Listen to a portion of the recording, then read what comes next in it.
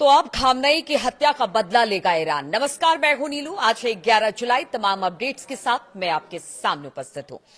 तो देखिए, ईरान ने अमेरिका और इजराइल से अयतुल्ला अली खामनेई की हत्या का बदला लेने की अब धमकी दे दी है और यह धमकी इस्लामिक रिवोल्यूशनरी गार्ड कॉर्प्स यानी आईआरजीसी के शीर्ष कमांडर की तरफ से आई है।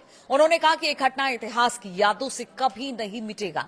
उन्होंने इसे गुनाहे अजीम करार दिया है और कहा कि इसे बिना बदला लिए ऐसे ही हम नहीं छोड़ने जा रहे हैं।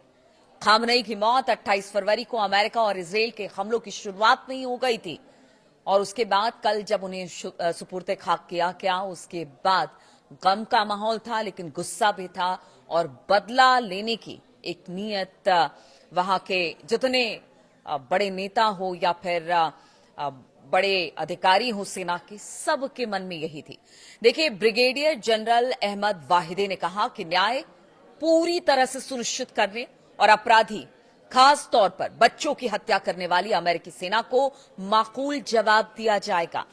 सेपाह समाचार एजेंसी की रिपोर्ट के अनुसार वाहिदी ने कहा, अमेरिका के अपराधी नेताओं और इस्लामिक क्रांति और रेजिडेंस फ्रंट के सभी दुश्मनों को यह जान लेना चाहिए कि इस दैवीय नेता की कायरतापूर्ण हत्या करके वो कभी भी प्रतिरोध के झंडे को नीचे नहीं गिरा पाएंगे। यानी उन्होंने एक तरह से ये बता दिया कि ईरान के लोग ऐसे हैं कि जब तक वो बदला नहीं लेते हैं तब तक वो दम नहीं लेते हैं। और इसलिए उन्होंने कहा कि हमारे बड़े नेता को मारकर वो क्या सोचते हैं कि वो बच जाएंगे, ऐसा नहीं होगा। अहमद वाहिदी ने यह भी कहा कि शहीदों का बदला लेना और दोषियों को सजा देना एक पक्की, जायज और कभी ना भूलने वाली मांग बनी रहेगी, क्योंकि हमने देखा कि जब खामनेई साहब का जनाजा निकल रहा था वहां से और उनके साथ लोग जुड़ रहे थे, आंखों में आंसू थे और दिल में गुस्सा था, तो उन्होंने कहा कि देखिए, ये जो पर्टिकुलर अगर आयतुल्ला अली खामनेई साहब के वो शहीद कहते हैं और उन्होंने कहा कि अगर उनकी शहीदी जो है वो बेजा नहीं जाएगी, ईरान के लोग इस बात को कभी नहीं भूलेंगे कि उनके बड़े धर्मगुरु को इस तरह से शहीद कर दिया गया। इस बीच ईरान के विदेश मंत्री सैयद अब्बास अरागची ने ईरान पर अमेरिका के नए हमलों के बाद अपने ओमानी और तुर्की समकक्षों के साथ बातचीत की है। बताया जा रहा है कि ईरानी विदेश मंत्रालय की ओर से साझा जानकारी के अनुसार अरागची ने पाकिस्तान के आर्मी चीफ के साथ भी फोन पर बातचीत की है। तीनों नेताओं के साथ अलग अलग फोन कॉल में इलाके के नए विकास पर चर्चा की गई है और आगे जिस तरह की स्थिति इस वक्त बनी हुई है इस हमले के बाद से, उस पर भी चर्चा हुई है कहीं ना कहीं अरागची की, बाकी नेताओं की। देखिए, पाकिस्तान मध्यस्थता कर रहा है और इसीलिए बातचीत उसके साथ हो रही है और इस बीच खबर यह भी आ रही है कि पाकिस्तान कोशिश कर रहा है कि हालात बेहतर हो जाए, लेकिन स्थिति ऐसी नहीं लगती है। इधर गालिबाफ ने कहा कि अमेरिका का बातचीत के दौरान हमला करने का एक पुराना इतिहास रहा है। अब देखिए, एक के बाद एक बड़े नेता इस तरह की बातें कर रहे हैं और वो देखिए, ये तो शुरू से था। ईरान तो लगातार कह रहा था कि बातचीत तो एक बहाना है और देखिए, जब भी बातचीत होती है तब एक नया हमला हो जाता है। तो इसीलिए उन्होंने कहा, अगर गालिबाफ की बात की जाए, उन्होंने कहा कि देखिए, ये कोई नया मामला नहीं है, हमारे लिए कोई चौंकाने वाला मामला नहीं है। बातचीत के दौरान हमला करने का इतिहास पुराना अमेरिका का रहा है। ऐसे में उनको अमेरिका के किसी वादे पर कोई भरोसा नहीं है और वो किसी भी संभावित हमले का जवाब देने के लिए अपनी तैयारी में जुटे हुए हैं। ईरानी संसद के जो स्पीकर हैं मोहम्मद बाकर गालिबाफ, उन्होंने शुक्रवार को ये बातें कही। गालिबाफ का ये बयान ऐसे समय में आया है जब अमेरिका ईरान के एक दूसरे पर हमलों से पश्चिम एशिया में एक बार फिर से युद्ध का खतरा मंडरा रहा है। बाघेर गालिबाफ ने कहा कि अगर अमेरिका पिछले महीने दोनों देशों के बीच हुए समझौते यानी कि MOU को तोड़ता है तो फिर ईरान भी अपने बचाव के लिए पूरी तरह से यानी फुल स्केल के साथ, फुल डिफेंस स्केल के साथ हमला अमेरिका पर करने वाली है। इंडोनेशिया की पीपल्स कंसल्टेटिव असेंबली के स्पीकर अहमद मुजानी के साथ अपनी बैठक में गालिबाफ ने कहा कि ईरान को अमेरिका पर जरा भी भरोसा नहीं है और वो कभी से भी नहीं था। इसीलिए उन्होंने कहा कि बातचीत के दौरान मैंने अमेरिका के उपराष्ट्रपति JD वेंस को साफ तौर पर बता दिया था कि हमें आप पर जरा भी भरोसा नहीं है। मेरी नजर में सिर्फ वही लोग अमेरिका के साथ बातचीत कर सकते हैं जो युद्ध के लिए तैयार हों। ऐसे में हमने अपने देश की रक्षा की तैयारी कभी नहीं रोकी है और उन्होंने साफ बता दिया कि ये जो युद्ध विराम का नाटक अमेरिका ने रचा और ये जो बातचीत का पूरा नाटक रचा, उस दौरान भी ईरान अपनी तैयारी कर रहा था और जितने उसके सहयोगी देश हैं उससे भी संपर्क में था, चाहे वो रूस हो, चीन हो, नॉर्थ कोरिया हो, हर से वो संपर्क में था। यानी उसने कभी ये मानकर वो नहीं चला था कि बातचीत के जरिए इस समस्या का हल होगा। उसे पता था कि बार बार अमेरिका एक मंच देता है बातचीत के लिए, लेकिन फिर उस पर हमला करता है। इसीलिए गालिबाफ ने कहा कि हमारी तैयारी पहले भी थी, आज भी है और आगे भी रहेगी।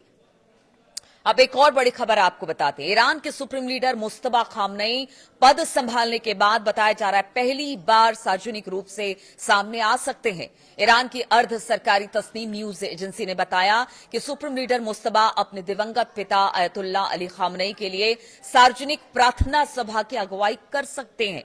अली खामनेई की फरवरी के आखिर में इजराइल और अमेरिका के हमलों में मौत हो गई थी। एक हफ्ते के अंतिम संस्कार समारोह के बाद अली खामनेई को उनके गृहनगर मशहद में दफना दिया गया।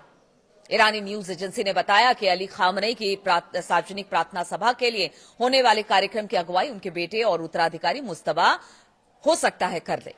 यह कार्यक्रम शनिवार को फातिमा मसूमेह की मजार में स्थित इमाम खुमैनी प्रार्थना हॉल में आयोजित किया जाएगा। इस रिपोर्ट के बाद यह अटकलें तेज हो गई हैं कि क्या मुस्तफा खामनेई आखिरकार सार्वजनिक रूप से सामने आएंगे, क्योंकि देखिए जब अली खामनेई साहब को सुपुर्द खाक किया जा रहा था उस वक्त भी मुस्तफा सामने नहीं आए थे। सिक्योरिटी थ्रेट बताया गया था कि उनकी सिक्योरिटी को लेकर खतरा है। लेकिन क्या अब जब प्रार्थना सभा है या उसकी अगुवाई की बात तस्नीम न्यूज एजेंसी कर रहा है, तो क्या वाकई ऐसा होगा कि मुस्तफा जब से वो सुप्रीम लीडर बने हैं तब से किसी ने उन्हें नहीं देखा है? उनके संदेशों को टीवी पर जरूर प्रसारित किया जाता है। बार बार वो ये बताते हैं कि ईरान क्या कर रहा है, कैसे ईरान को आगे बढ़ना है, किस तरह से अमेरिका और इजराइल से दो दो हाथ करनी है, उस तरह के संदेश भी आते रहे, लेकिन कभी मुस्तफा सामने नहीं आए। अब ऐसे में अगर ये खबर सामने आ रही है तो सबको इंतजार होगा कि क्या वाकई मुस्तफा सामने आते हैं और क्या अमेरिका और इजराइल को इस बात की भनक नहीं है कि वो कोई इसे लेकर कोई बड़े हमले की प्लानिंग ना करे। तो अब देखना होगा कि क्या मुस्तफा सामने आएंगे। जो प्रार्थना सभा अली खामनेई साहब के गम में रखी गई है उसमें शामिल होंगे, उसकी अगुवाई करेंगे, इस पर भी नजर रहेगी। और साथ ही अगर अमेरिका की बात की जाए, देखिए आज शनिवार है, फिर रविवार और सोमवार को देखना पड़ेगा। यानी ये शनिवार, रविवार और सोमवार ये हमेशा से क्रूशियल रहा है ईरान अमेरिका इजराइल युद्ध में।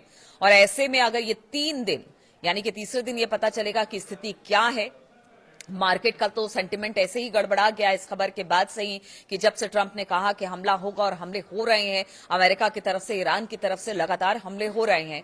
ऐसे में सोमवार का दिन बहुत क्रूशियल है, शनिवार और रविवार का दिन भी बहुत क्रूशियल है। आगे क्या होता है, कैसे होता है, क्या एक बार फिर से कोई बड़ा हमला होगा या फिर कुछ और चीजें सामने आएगी, या फिर जो मध्यस्थ देश हैं जो कि ईरान और अमेरिका के बीच मध्यस्थता कर रहे थे वो इसमें कुछ अपना रोल अदा कर सकते हैं।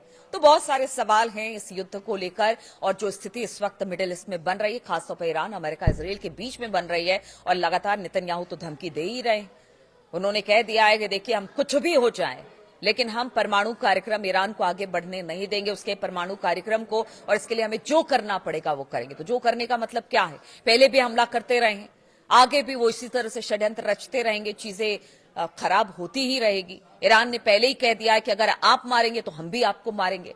तो फिर ये युद्ध कहां जाएगा, कैसे आगे बढ़ेगा, क्या कुछ होगा, क्या इस समस्या का हल जल्दी निकलेगा? और इस समस्या की वजह से पूरी दुनिया में हलचल तेज हो जाती है और इस हलचल से कई लोगों की जिंदगी बर्बाद हो जाती है। आप समझिए तेल और गैस की किल्लत हो गई है, कई देश ऐसे हैं जो कर्ज में चले गए, बहुत सारी समस्याएं हैं इस एक युद्ध को लेकर। अब युद्ध का दायरा अगर बढ़ता है तो स्थिति और गंभीर होगी। तमाम बातों को लेकर, तमाम अपडेट्स को लेकर मैं आपके सामने आती रहूंगी, तमाम जानकारी आपसे साझा करती रहूंगी। फिलहाल बहुत बहुत शुक्रिया मेरे साथ इस वीडियो में शामिल होने के लिए। हाँ, कमेंट जरूर करते रहिएगा, बताते रहिएगा कि इस वीडियो के बारे में आप क्या सोचते हैं, इस युद्ध के बारे में आप क्या सोचते हैं और किस तरह की मंशा के साथ अब ये युग आगे बढ़ेगा। आपके कमेंट का इंतजार रहेगा। बहुत बहुत शुक्रिया आप सभी का।